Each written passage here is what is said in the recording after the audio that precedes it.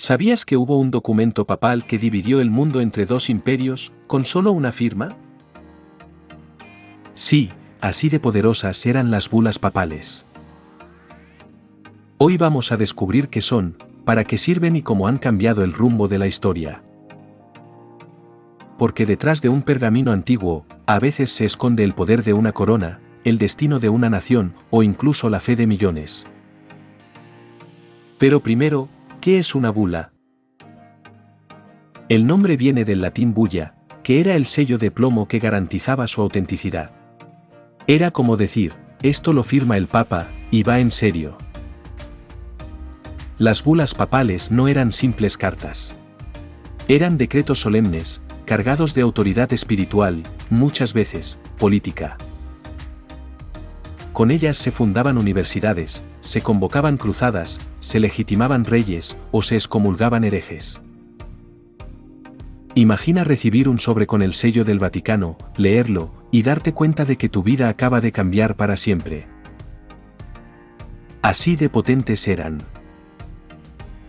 Una de las más famosas fue la Intercaetera, firmada por Alejandro VI en 1493. Con ella, el Papa trazó una línea imaginaria en el Atlántico y le dio medio mundo a España, y el otro a Portugal. Pero no todas las bulas hablaban de conquista. En el siglo XIII, la bula Unam Sanctam declaraba que no había salvación fuera de la Iglesia.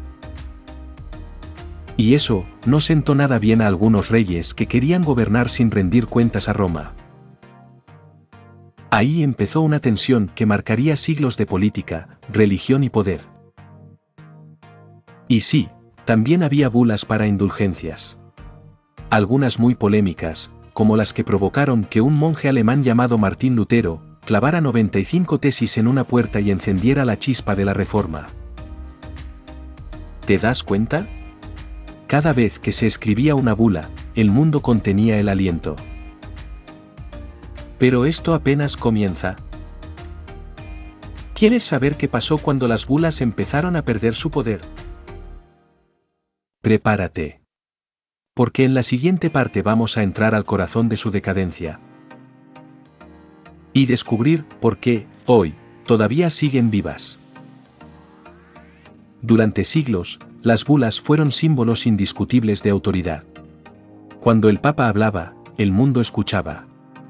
Pero como todo poder, también enfrentó resistencia. El Renacimiento trajo consigo nuevas ideas. El hombre ya no miraba solo al cielo, también miraba hacia sí mismo. La ciencia, el arte, la razón empezaron a cuestionar las estructuras medievales, incluida la autoridad del Papa. Y en ese escenario, las bulas comenzaron a perder fuerza. Reyes y príncipes ya no querían que un documento de Roma definiera sus decisiones. Querían autonomía. Querían soberanía. Y así, lentamente, la influencia de las bulas dejó de ser absoluta. Las bulas seguían existiendo, sí. Pero el mundo había cambiado.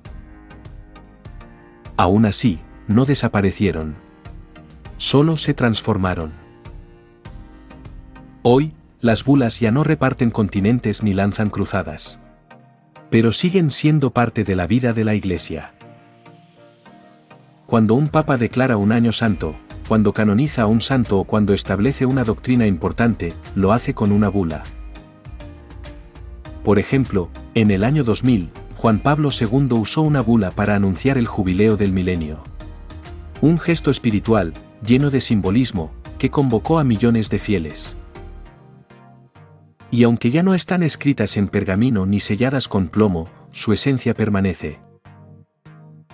Porque detrás de cada bula, sigue habiendo un mensaje que trasciende las palabras, una invitación a mirar más allá de lo inmediato, a elevar la vida hacia lo eterno. Y eso, para quienes creemos, sigue siendo profundamente poderoso. Pero espera, ¿puede una bula cambiar tu vida hoy? En la última parte, vamos a ver cómo estas antiguas cartas aún tocan el corazón de quienes las descubren, incluso en pleno siglo XXI. Imagina que entras a una iglesia antigua. En una vitrina, bajo una luz tenue, ves un pergamino. Letras latinas, un gran sello colgante, una bula papal. A primera vista, parece solo historia.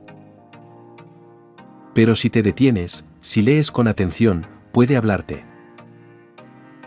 Porque más allá del protocolo y el latín, las bulas son testigos del alma humana buscando sentido.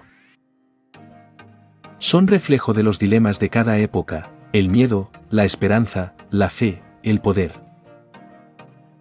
¿Y sabes qué es lo más fascinante? Que todavía hay personas que se conmueven al leerlas. Que encuentran en esas palabras antiguas una chispa, una guía, una respuesta.